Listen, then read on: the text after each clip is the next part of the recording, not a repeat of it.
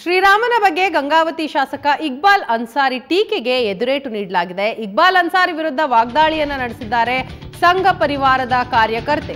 ರಾಮನನ್ನ ಪೂಜಿಸುವವರು ಕೊಲೆಗಡುಕರು ಅಂತ ಇಕ್ಬಾಲ್ ಅನ್ಸಾರಿ ಹೇಳ್ತಾರೆ. ಆ ರೀತಿ ಮಾಡೋದಾದ್ರೆ ಮೊದಲು ನಿಮ್ಮನ್ನ ಕೊಲೆ ಮಾಡ್ತಾ ಇದ್ರು, ಹಾಗೆ ಮಾಡಲ್ಲ ಅಂತಾನೆ ನಿಮಗೆ ಹಿಂದೂಗಳು ಪ್ರಾಣ ಭಿಕ್ಷೆ ಕೊಟ್ಟಿದ್ದಾರೆ ಅಂತ ಹೇಳಿದ್ದಾರೆ.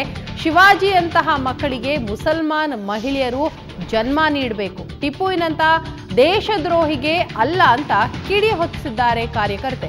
ಇನ್ಮುಂದೆ ಮುಸಲ್ಮಾನ್ ಮಹಿಳೆಯರು ಎಚ್ಚೆತ್ತುಕೊಳ್ಬೇಕು, ನಿಮಗೆ ಈ ಬಾರಿ ರಾಜಕೀಯ ಭವಿಷ್ಯ ಇಲ್ಲ ಅಂತ ಅನ್ಸಾರಿಗೆ ತಿರುಗೇಟನ್ನ ನೀಡಿದ್ದಾರೆ. ಮತ್ತೆ ವಿವಾದದ ಕಿಡಿ ಹೊತ್ತಿಸಿದ್ದಾರೆ ಸಂಘ ಪರಿವಾರದ ಮಹಿಳೆ.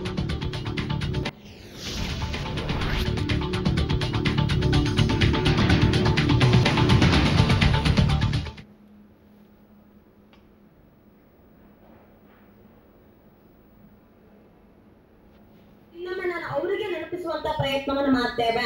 ಇಕ್ಬಾಲ್ ಅನ್ಸಾರಿ ಅವರ ರಾಮನನ್ನ ಪೂಜಿಸ್ತಕ್ಕಂಥವ್ರು ಲೂಟಿಯನ್ನು ಮಾಡೋದಾದ್ರೆ, ದರಾಡಿಯನ್ನು ಮಾಡೋದಾದ್ರೆ, ಕೊಲೆಗಳನ್ನು ಮಾಡೋದಾದ್ರೆ ಮೊದಲು ನಿಮ್ಮ ಕೊಲೆಯನ್ನೇ ಮಾಡ್ತಾ ಇದ್ರು.